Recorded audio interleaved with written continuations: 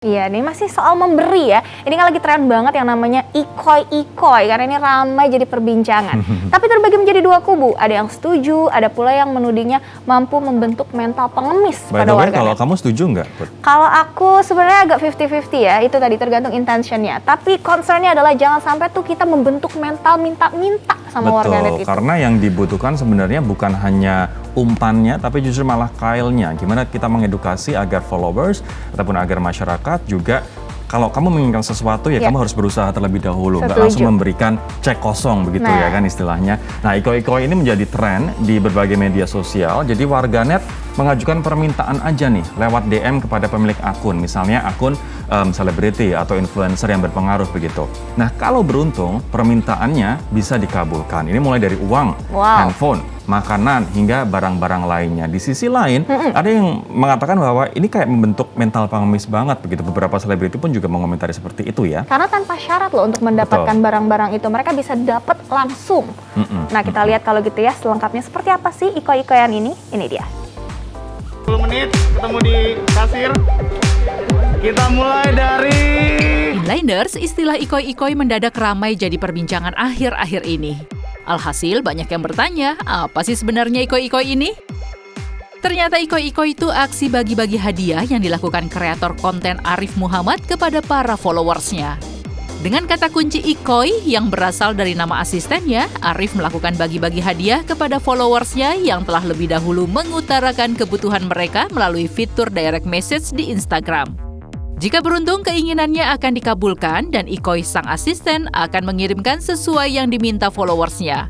Ada yang diberi uang, makanan, hingga ponsel. konsep awalnya itu adalah emang berbagi kebahagiaan aja. Ini bukan donasi sama sekali. Dari awal nggak pernah bilang mau donasi, dan yang dibantu juga memang bukan orang yang sedang tahan juga gitu. Jadi emang pure terus-terusan. Dengan cepat, aksi ini pun menyebar ke sejumlah selebritis media sosial Inliners. Mereka ikut berbagi kepada warganet yang membutuhkan bantuan. Siti misalnya, melalui aktris Nafa Urbah, ia mencoba peruntungan dengan meminta ongkos buat sang suami pulang ke kampung halaman akibat ada saudara yang sakit. Tadinya Arif Muhammad, tapi itu nggak dapet.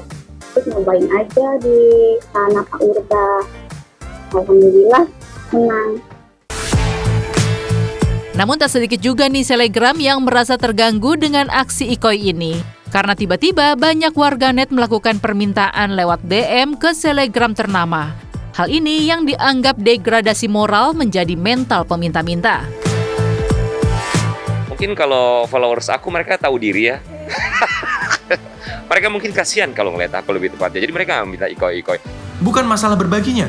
Bukan masalah nominalnya atau barang yang dia berikan, tapi ada cerita memohon kalian di sini. Dan you know what? Krisis mental mengemis ini lebih bahaya dari kemiskinan. Kenapa? Kemiskinan bisa diatasi dengan cara kita mau belajar, kita mau berusaha, kita mau berjuang, dan kita mau ikhtiar. Menurut sosiolog Universitas Gadjah Mada Muhammad Najib Aska, mengemis kepada sang idola dari warganet tak bisa terbendung di media sosial. Jadi menurut saya sudah sewajarnya mereka berbagi lebih banyak lagi dengan atau tanpa ini, kira-kira begitu.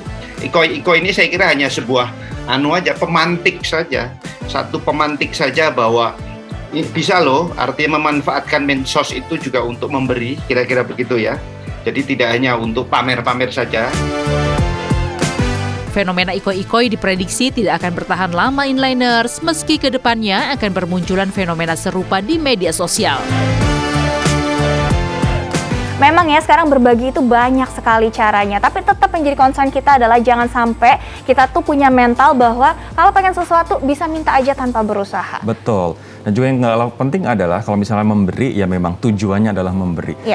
Salut banget sebenarnya dengan teman-teman ataupun Instagramers ataupun social media influencer yang punya kepedulian untuk berbagi begitu. Tapi harus ingat ya, kalau menurut aku sih niatnya jangan hanya mengkapitalisasi itu menjadi konten YouTube, mengkapitalisasi itu menjadi konten Instagram yang nanti berharap dapat jutaan viewers.